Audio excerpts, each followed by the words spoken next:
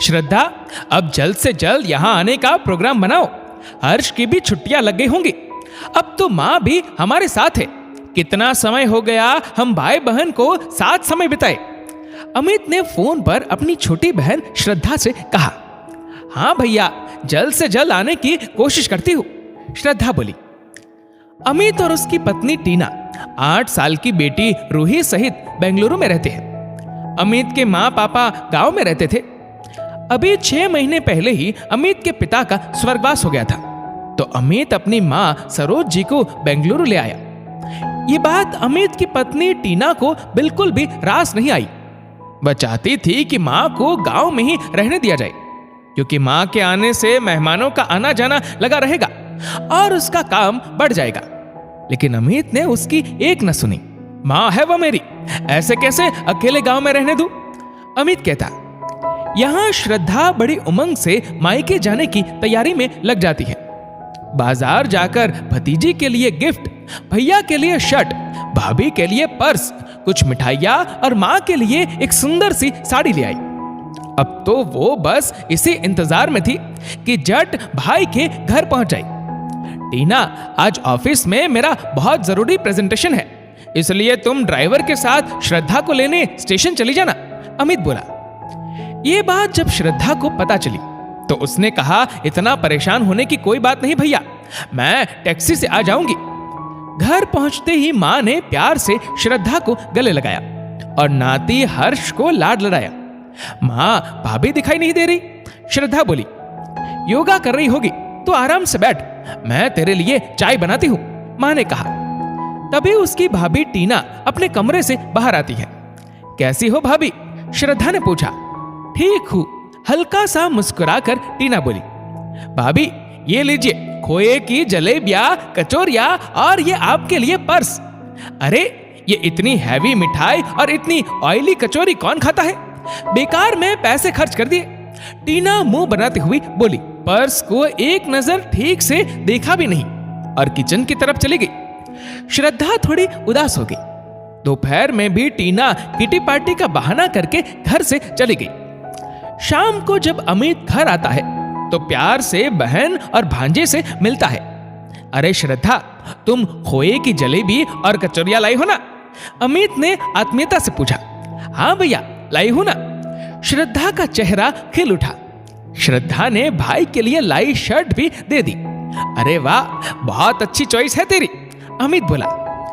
दूसरे दिन ऑफिस जाते समय अमित टीना से कहता है, आज दिन में तुम सबको शहर घुमाना, रात में डिनर पे बाहर चलेंगे। अमित के जाते ही टीना फिर बहाना बनाते हुए बोली, माँ जी, मेरी मम्मी की तबीयत खराब है, मुझे उनको देखने मायके जाना होगा। हाँ हाँ बहू, तुमको जाना चाहिए, तुम अपने माता पिता की इकलौती संतान हो, कोई नहीं है वहां उनकी देखरेख करने वाला। टीना अपनी बेटी को लेकर मायके चली गई और दिन भर वहीं रुककर शाम को वापस आ जाती है। अब कैसी है मम्मी की तबीयत? शाम में ऑफिस से घर लौट अमित ने पूछा। ठीक है, टीना बोली। तो चलो डिनर पर चलने के लिए तैयार हो जाओ, अमित बोला। आप लोग चले जाइए, मेरे सर में दर्द है, टीना बोली। अरे ऐसे भाभी को छोड़कर जाना ठीक नहीं है, मैं घर में ही फटाफट डिनर की व्यवस्था कर देती हूँ, भाभी आप आराम कीजिए, श्रद्धा समझदारी से बोली। ऐसे ही 3-4 दिन निकल गए। टीना श्रद्धा के साथ औपचारिक व्यवहार ही करती, ज्यादातर समय अपने कमरे में ही रहती। श्रद्धा को भाभी का व्यवहार बहुत दुख पहुंचाता।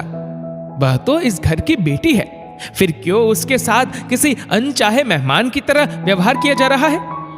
श्रद्धा का बेटा भी बोर हो रहा था। उसने सोचा था मामा की बेटी के साथ खूब खेलेगा। श्रद्धा ने सोचा इतने बड़े शहर आई है तो अपने पति और सास ससुर के लिए कोई उपहार लेना चाहिए। भाभी को बाजार साथ चलने कहती हूँ। ऐसा सोचकर श्रद्धा भाभी के कमरे तक जाती है। जैसे ही वो दरवाजे पर पहुंची, भाभी फोन पर अपनी सहेली से बात कर रही थी। अरे क्या बताऊं तुझे, जब से ननंद आई है सांस लेने की भी फुर्सत नहीं मिल रही। खाने में उसके और उसके बेटे के 1000 नखरे, दिन भर किचन में लगे रहो उनकी सेवा में, एक काम में मदद नहीं करती और रोज बाहर घुमाने ले जाओ और हजारों की शॉपिंग करवाओ। मेरे पति तो अपनी बहन पर खजाना लुटाए बैठे हैं। पहले सासू मां आ गई, अब पीछे पीछे बेटी भी परेशान करने आ गई। श्रद्धा सन्न रह गई भाभी की बातों से। टीना बुराई करने में मग्न थी कि तभी उसे ड्रेसिंग टेबल के आईने में श्रद्धा का चेहरा दिखाई दिया। टीना एक ही पल में पसीना पसीना हो गई। श्रद्धा टीना से कहती है, भाभी, जब से मैं आई हूं आपका व्यवहार मेरे प्रति रूखा है। पहली बार मैं आपके घर आई हूं क्योंकि भैया ने बहुत प्यार से बुलाया था। मेरे बारे में आप झूठ क्यों बोल रही थी कि मैं काम में हाथ नहीं बटाती, बहुत फरमाइशें करती हूँ, खरीदारी में आपके पैसे बर्बाद करवाती हूँ। आपकी कोई भाभी नहीं है ना, इसलिए शायद आपको पता नहीं कि भाभी खराब व्यवहार करे, अनचाहा मेहमान समझे तो कैसा लगता है। और भाभी, जब तक मेरे भैया मेरी माँ मुझे मान से बुलाएंगे मैं यहाँ आती रहूंगी। याद रखे, आपके पति से मेरा खून का रिश्ता है। आपके रूखे बर्ताव से मैं यहाँ आना नहीं छोड़ूंगी, श्रद्धा ने आत्मविश्वास के साथ कहा और कमरे से चली गई। दोस्तों, इस वीडियो को लेकर आपकी क्या राय है नीचे कमेंट करके जरूर बताएगा। और अगर आपको वीडियो अच्छा लगा हो तो इस वीडियो को लाइक करेगा, शेयर करेगा ज्यादा से ज्यादा लोगों तक। और ऐसे ही और भी इंस्पिरेशनल वीडियोस के लिए सब्सक्राइब करें हमारे यूट्यूब चैनल को और फेसबुक पर फॉलो करें हमारे पेज को। धन्यवाद।